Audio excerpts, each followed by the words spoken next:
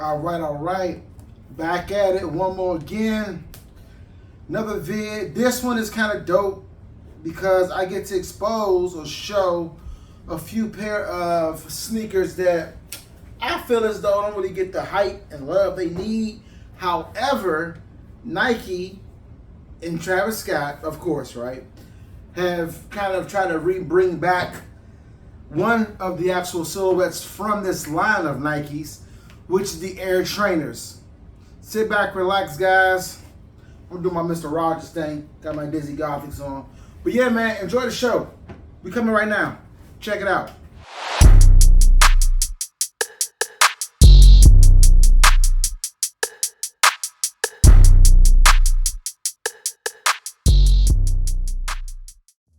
Welcome back, guys. So as stated before, we are going over the Nike Air Trainers.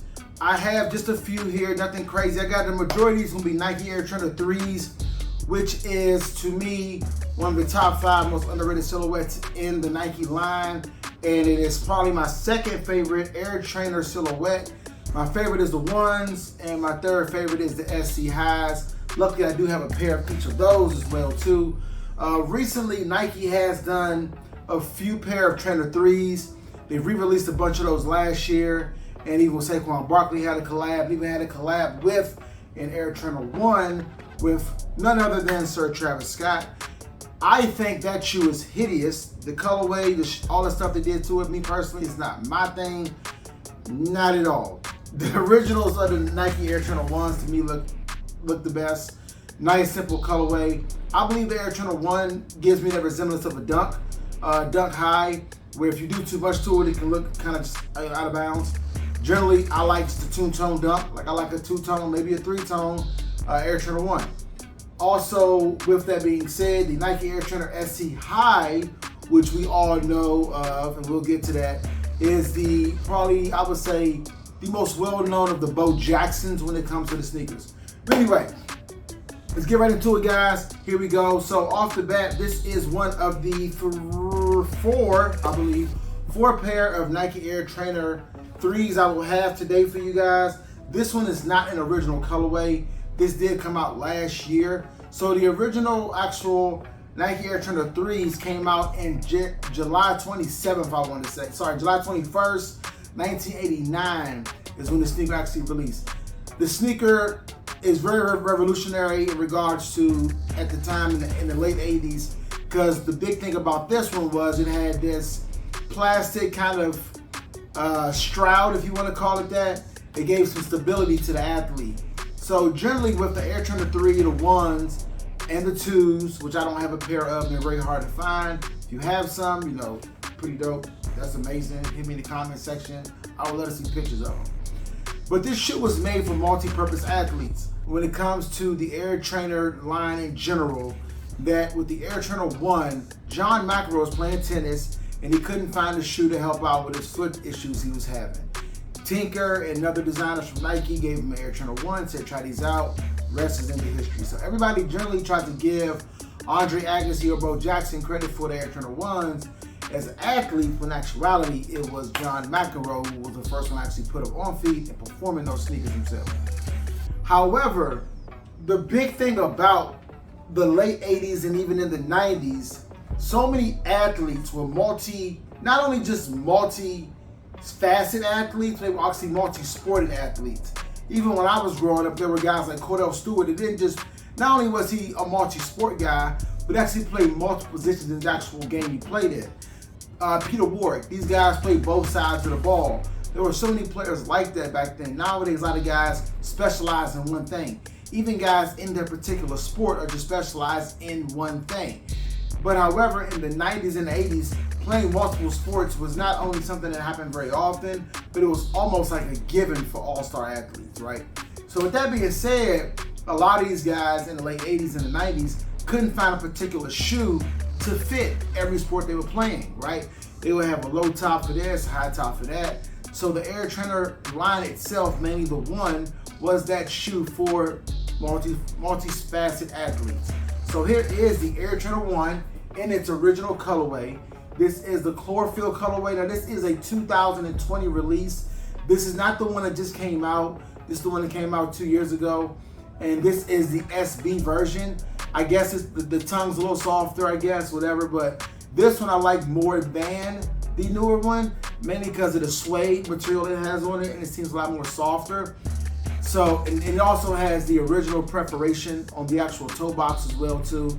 The new ones that came back out with just have 3 lines of the perforations. And I will have a pair of the Midnight Navies that just came out. I got those on order. They should be here any moment now. And we'll go over those in the video as well too. These obviously I beat to death, so they look, I wear my sneakers. In these particular, I'll work out in them, go figure that. But one of the most amazing parts about the Air Trainer was this actual outsole. It was one of the first sneakers that had that pivot. So right here, it gave you the ability to go lateral, side to side. Most running shoes at that time weren't really made to go side to side, so the traction wasn't necessarily built for that. And these aren't super high top as the basketball shoes were back then, so you had to have a mid cut with the pivot on the outsole, so it gave you that multi-sport look, obviously, right? And the actual strap here, an actual toe box able to hold your foot in place as you're moving back and forth, so you don't twist your ankle, have turf toe, whatever the case may be. Boom, chlorophyll colorway. If you don't have none, you need these. If you're a historian, if you like sneakers, this is the shoe you really should have in your collection, like, or in your closet. I don't like using the word collection because I wear them. I feel like collectible things you don't wear. I wear my shoes, so we call it a, I don't know, we'll call it closet. I call it the Olympic colorway, Midnight Navy, red, whoop-de-woo. This is one of the original colorways. It was this one. There was the Medicine Ball, which is the most iconic of the silhouettes. And the last one is the Biotech, which I do have here. But this is the Olympic colorway. This is probably my favorite colorway of the actual Air Trainer 3s outside the Medicine Ball, which is obviously the best colorway. But this one is just original. It's just amazing. Obviously, like we said before, it has a strap, has a stroud.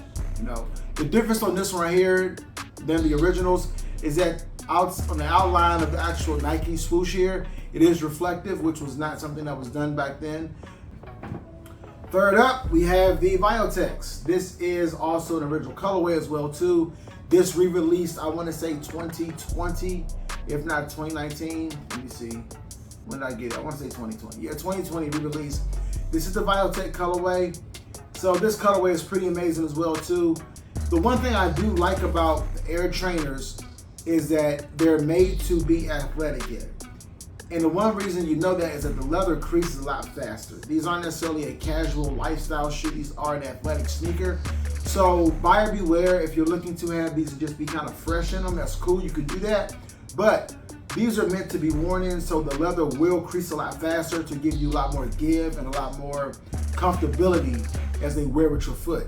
So buyer beware, and be very mindful not to buy these used online, to be honest, because once you put your foot in these, over time, they mold to your foot, and you give them to somebody else, they will not be the same for that person. So just be mindful of that.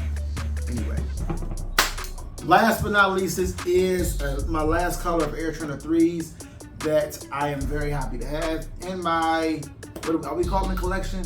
In my, I don't know, closet. I don't know what you call it. I don't have a closet no more. I just have shoes every damn where. Anyway, this is the Super Bowl version. This is one of the rarest ones, I guess I would say. Very controversial when it came out on the colorway. This is a 2014 release. Obviously, the entire shoe here, the upper, is supposed to be of that of football because it is of the Super Bowl, right? Awesome. So the colors inside this as well too, when it has this pink and this blue, was the actual colors of the Super Bowl at that time, which is pretty dope. So I wish Nike would get back to doing more of those themes when it comes to sneakers, you know. Be pretty awesome. Super Bowls. They don't even do that many All-Star Game shoes anymore, to be honest. That used to be a big thing. Definitely Christmas Day, LeBron's, Christmas Day Kobe's, and Christmas Day Jordans and all that. Oh my gosh. Change the game, change the game. But anyway, it actually has this nice little cool maze on the tongue here as well too, if you can see that. This little maze, I guess it represents essentially how hard it is to get to the big game of Super Bowl. And it's Bo Jackson here in the top trying to figure out a way to get there. So pretty cool sneaker, pretty cool colorway, very unique. Highly recommend, you know, if you don't have it, go look into it. And last but not least of the Air Trainers that I do have a pair of SC Highs.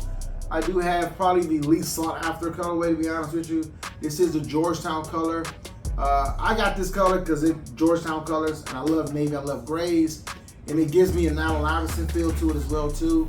But the SE High is the first, if I'm not mistaken, like the first one Bo Jackson actually premiered in a commercial with when he was playing baseball, ran track, and played football. But yes, this shoe has decent leather on it, great premier leather, like the rest of the actual Air Trainer shoes. They do crease a lot, crease up in the toe box, very much so. You can't see this one that much because I haven't worn it too often. I've not really got any workout in it yet. But also, it also premieres one of the very, I guess it was probably one of the first shoes that had this as well. It has this rubber, kind of elastic with the tongue connected to the shoe. It was one of the first shoes actually to get as well too. Then a lot of the basketball shoes did that to keep the tongue in place when you were running, playing basketball, and things of that nature. So pretty dope sneaker, SE High Air Trainers.